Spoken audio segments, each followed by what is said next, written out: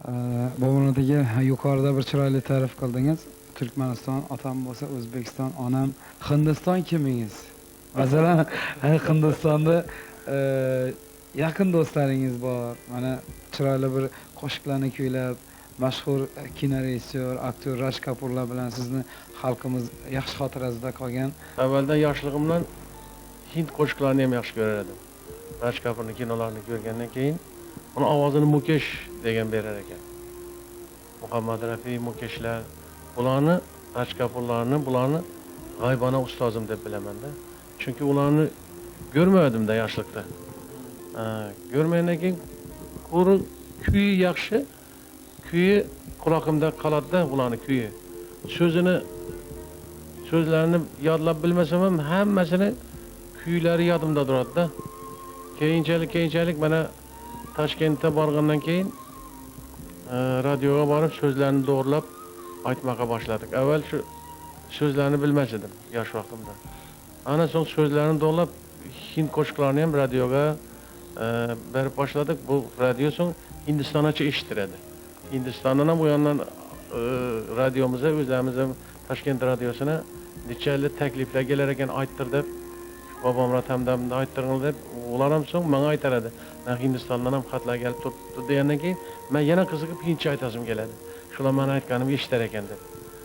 Ana endi 82-yilda meni film qilishga taklif etdilar, film konsert qilish uchun. Mana Xivada aytdim o'tirib, avvalgi muzikantlarim bilan. Shu vaqtda Raj Kapur ham kelib qoldi kino festivaliga. Ana shu Raj Kapur kelgandan so'ng rejissyorimiz, film olib turgan rejissyorimiz aytdilarki, siz hindcha ham aytasiz, Bomrat aka. Ana Raj Kapur keldi, bir hindcha aytmaysizmi? Shuni ham chaqirsak. Degandan keyin men aytdim, juda yaxshi bo'lar edi. Borib ko'ramiz dedilar, kelsa yaxshi bo'lar edi deb ular taklif etdilar. Raj Kapurning yoniga borib, shunday bir sizni qo'shiqingizni aytadigan bir inson bor shu yerda, sizni juda hurmat qiladi, yaxshi ko'radi, muxlisingiz degandan keyin u kishi boraman debdilar.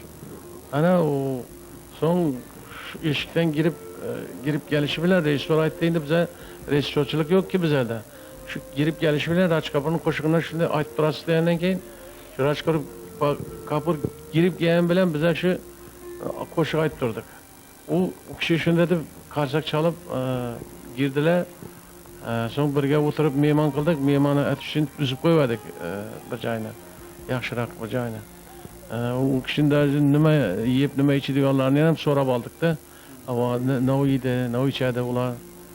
Ular albatta mol go'shti yemas ekan, ammo shu tovuq go'shti yer ekan. Tovuqdan tayyorlab, hamma narsadan tovuqdan tayyorlab kutib oldik u kishini. Birga o'tirib qo'shiq aytdik, so'ng 1-2,5 soatcha qo'shiq aytdik birga o'tirib. U vaqtda yosh vaqtimda juda hindcha qo'shiq ko'p edi menda. Keyin birga quchoqlashib ham bunday qo'shiq aytdik.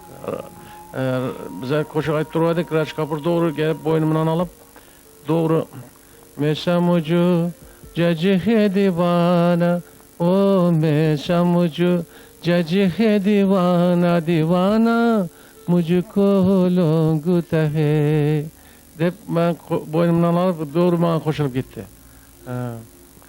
Shunda ko'p mana kimlardir bu avratamdan mana hindchani so'zlarini noto'g'ri aytsa kerak deb yurgan odamlar ham shunda qoyil qoldi. Chunki men Raj Kapurga qo'shmadim.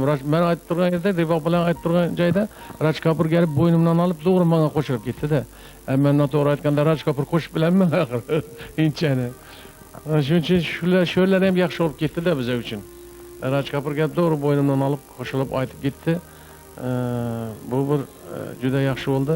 Keyin Raj Kapur bilan bozorlarga borib birga o'zi taklif etib bozorga borib kelamiz, o'ra borib kelamiz, bera birga ko'chalar aylanib, bozorlarga ham chiqib, Olayskimi, eski Jo'va bozorlarni birga borib, qari kampirlar ham bolam Raj Kapurmi bu? Dedi, "Ha, Raj Kapur deymiz-da." Raj Kapur o'zi ham, "Ha, Raj Kapur" deb o'tadi. Bir sho'x, bir ashularga bir boshqacha tushunadigan inson ekan. San'atni shunday sevadi, san'atni yaxshi ko'radi. Shunday bir inson ekan Raj Kapur.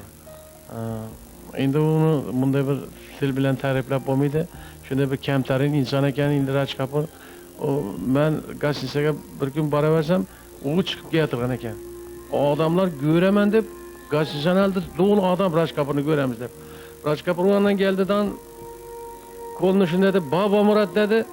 Hamma odam orqasidan qaraydi, menga qarab. Men bu